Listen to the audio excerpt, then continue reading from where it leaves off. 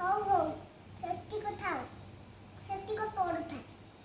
ଆଉ ଯଦି ମାମା ମାମା ହେଇଥିବୁ ଶୁଣ ଆଉ ଯଦି ମାମା ମାମା ହେଇଥିବୁ ତତେ ପିଟିବି। ଆଉ ଯଦି ମାମା ମାମା ହେଇଥିବୁ ଦେଖିବୁ ରହ ମୁଁ କଣ କରିବି। କିଏ ମାମା ମାମା ହଉଛି? ଏଇ ମୋ ଝିଅଟା ଖାଲି ପାଠ ପଢୁଛି ଆଉ ମତେ କହୁଛି ମାମା ମାମା ବୁଝିପାରିଲି ମତେ କହିଦିଅ। କହିଦଉନ ତାକୁ। କିସ କହିବି କଣ କହିବି ମୁଁ ଯାହା କହୁଛି ଚମ୍ପା ଆସୁଛି କଣ କହିବି? ତମେ ସେ ପାଠ ବୁଝିପାରୁନି ତାକୁ କହିବ। ହଁ ସେ ଚମ୍ପାଟା ଆସୁଛି ଚମ୍ପାକୁ ସେଇ ଚମ୍ପା ଚମ୍ପା ଯୋଉ ମୁଁ ଚମ୍ପାରେ ମୁଁ ରାଗୁଛି। ଚମ୍ପା ଆସୁ କଣ ହେଲା? ପଡୁଛି ସେ କହୁଛି ଇଏ ତା ସାଙ୍ଗରେ ଖେଳିବ। ଟିକେ ଖେଳିବ।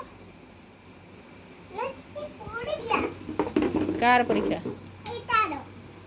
ତମ ଝିଅର ପରୀକ୍ଷା କାଲି? ହଁ ସିଏ ପଢିବ କହୁଛି ଖେଳିବ କହୁଛି ମୋ ଝିଅର କାଲିକି ତା ପିଟୁନ ପରୀକ୍ଷା। କାହାକୁ? ଝିଅକୁ।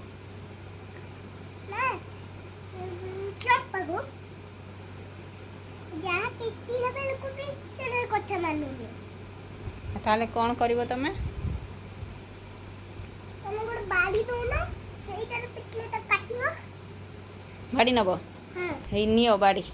ହଁ ସେଇଟାରେ ପିଟିଲେ ତାକୁ ବହୁତ ଜୋର କାଟିବ। ଏଇ ଚମ୍ପା ଆସିଲି ହାତ ଦେଖେଇଲୁ ଇଏ ନେ ସେ ପଳେଇ ଗଲାଣି।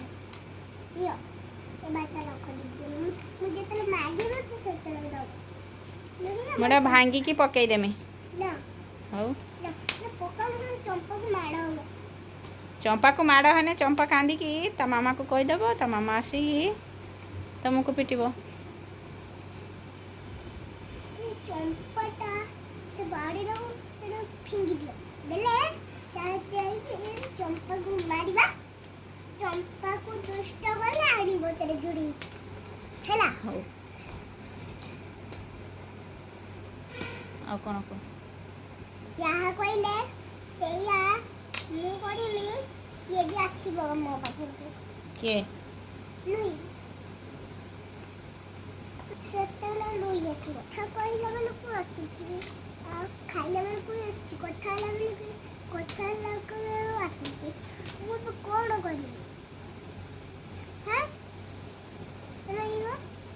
ଲୁଇ ଯୋଗୁରୁ ଆଜି ଆମେ ଲୁଇକୁ ସଡ଼କୁ ବସିବା ସାଇନାକୁ ଆଣିବା କି ସାଇନାକୁ ହଁ ସାଇନା ଲୁଇ ସିଆଡ଼େ ବଢ଼ ସାଇନା ପଡ଼ିବ ବହି ନେଇ ସାଇନା ଲୁଇ ସବୁ କାଟ ଯା ତମେ କିଏ ଲୁଇର ମାମା? ସାଇନା ନା ମୁଁ ସାଇନା ସାଇନା ଏଇ ଦେଖିଲି ଏଇ ଖାତାରେ କଣ ଲେଖା ହେଇଛି କହନି